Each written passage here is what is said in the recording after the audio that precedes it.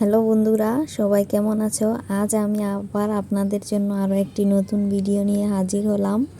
তো আজকে আমার ভিডিওটি হলো শীতকালীন সবজি বাঁধাকপি দিয়ে পকোড়া তৈরি। তো আমি একটা আস্ত বাঁধাকপিকে সুন্দর করে কুচি কুচি করে কেটে নিয়েছিলাম। এই যে আমার বাঁধাকপিগুলো আমি এবার সুন্দর করে পানি দিয়ে ওয়াশ করে নিচ্ছি। সাথে আমি কিছু কাঁচামরিচের বোটা ছাড়িয়েও নিয়েছিলাম। এগুলো আমি একসাথে পানি দিয়ে ওয়াশ করে নিচ্ছি। এবার আমি আস্ত পেঁয়াজটাকেও সুন্দর করে খোসা ছাড়িয়ে পানি দিয়ে ওয়াশ করে নিলাম। সবগুলো আমি এবার ওয়াশ করা হয়ে গেছে। এবার আমি এগুলোকে সুন্দরভাবে পানি ঝরিয়ে নিব। তার আগে আমি পেঁয়াজটাকে ভালোভাবে কুচি করে কেটে নিচ্ছি। পেঁয়াজটা আমি সুন্দর করে কুচি কুচি করে কেটে নিয়ে তারপরে মরিচগুলো আমি সুন্দর করে কুচি কুচি করে কেটে নিব। তো আমার মতো কার কার মরিচ কাটলে হাত জ্বালা করে, তো সেজন্য আমি এই পদ্ধতিটা অবলম্বন করলাম। তো বটি দিয়ে আমি মরিচটাকে না কুচি করে কেচি ব্যবহার করলাম। কেচি দিয়ে আমি সুন্দরভাবে মরিচটাকে কুচি কুচি করে কেটে নিচ্ছি। এখানে আমি বেশি কাঁচামরিচ নিয়েছিলাম। কাঁচামরিচ নিলে পকোড়া থেকে সুন্দর একটা ফ্লেভার আসবে। এবার আমি লবণ দিয়ে বাঁধাকপিগুলো সুন্দরভাবে কষলিয়ে নিব। বারবার আমি লবণ দিয়ে এগুলোকে কষলিয়ে নিব। তবে হ্যাঁ, এখানে কিন্তু বেশি লবণ অ্যাড করা যাবে না। বেশি লবণ দিলে কিন্তু বাঁধাকপিটা বেশি লবণাক্ত হয়ে যাবে। সেজন্য আমি অল্প লবণ দিয়ে বারবারে হাত দিয়ে চেপে চেপে নিচ্ছিলাম বাঁধাকপিগুলোকে। হাত দিয়ে এভাবে দেখুন, আমার বাঁধাকপিগুলো হাত দিয়ে চেপে নেওয়ার কারণে লবণ দিয়ে অনেকগুলো পানি বের হবে। পানিগুলো আগে থেকে আমি জড়িয়ে নিচ্ছি, না হলে যখন আমি পকোড়াটা বানাতে যাব তখন দেখা যাবে এটা পারফেক্ট শেপ আসবে না।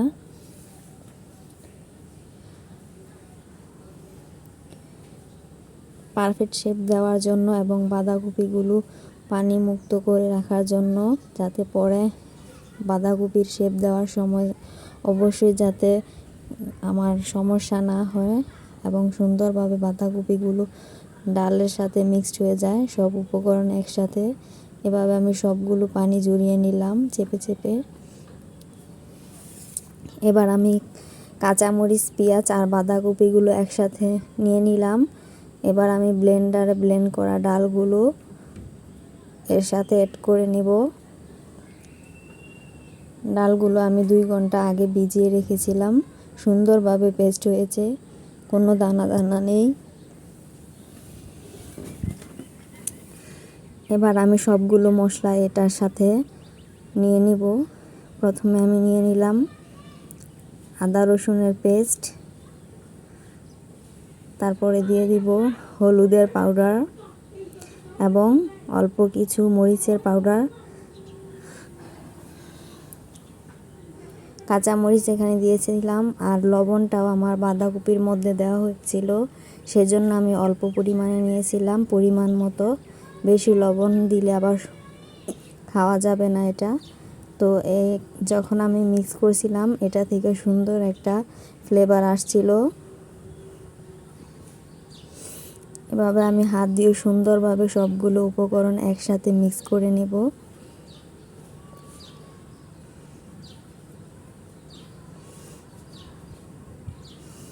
এবার আমি দিয়ে দিলাম অল্প পরিমাণে বেসন। বেসনটা দিলে পকোড়াটা অনেক মুচমুচে হয়, খেতেও ভালো লাগে। তো এই শীতকালীন সবজি একবার হলো আপনারা এই বাঁধাকপি দিয়ে বাসায় বিকালের নাস্তা এই পকোড়াটা তৈরি করে দেখবেন। খেতে কিন্তু খুব ভালো লাগে, একবার খেলে বারবার খেতে ইচ্ছে করে। এবার আমি একবার হাত দিয়ে শেপটা দেখছিলাম যে আমার পারফেক্ট হয়েছে কিনা। তো আমার পারফেক্ট ছিল, দেখুন কালারটাও কত সুন্দর হয়েছে। এবার আমি চুলার মধ্যে জালটা আগুন ধরিয়ে কড়াইতে তেল দিয়ে নিব। তেলগুলো আমার অনেক গরম হয়ে গিয়েছিল। এবার আমি সুন্দরভাবে ছোট ছোট করে বাঁধাকপিগুলোকে সাইজ দিলাম।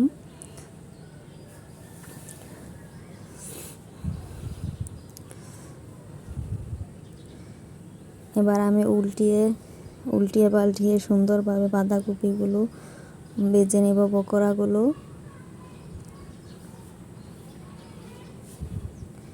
এটা লাল লাল হয়ে ভাজা হলে লাল লাল হবে সুন্দরভাবে। যে আমার বাঁধাকপিগুলো সুন্দরভাবে লাল লাল হয়ে ভাজা হচ্ছিল।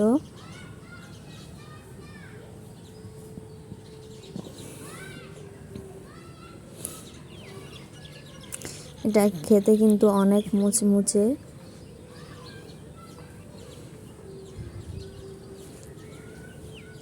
তো এভাবে আমি আস্তে আস্তে সুন্দরভাবে সবগুলো বাঁধাকপির পকোড়া ভেজে নেব।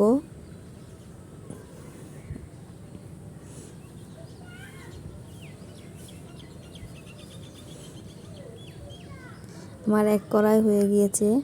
এবার আমি আবারও দিয়ে দিলাম। এভাবে আপনারা চাইলে বাসায় তৈরি করে নিতে পারেন সুন্দরভাবে বাঁধাকপি দিয়ে পকোড়া। তো এই যে আমার বাঁধাকপিগুলো ভাজা হয়ে গিয়েছে। এবার আমি একটা প্লেটের মধ্যে নিয়ে পরিবেশন করব। খেতে কিন্তু সেই মজা।